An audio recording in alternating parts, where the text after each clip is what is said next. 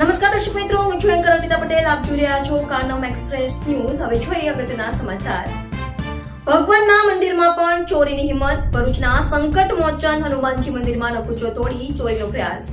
સિક્યુરિટીની જાગૃતતા ભારે પડતા ચોરો હથિયારો છોડીને ફરાર.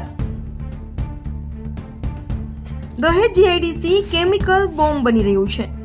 ઝેરી પાણીની લીકેજથી જમીન પાણી દૂષિત. તંત્ર ચૂપ કેમ?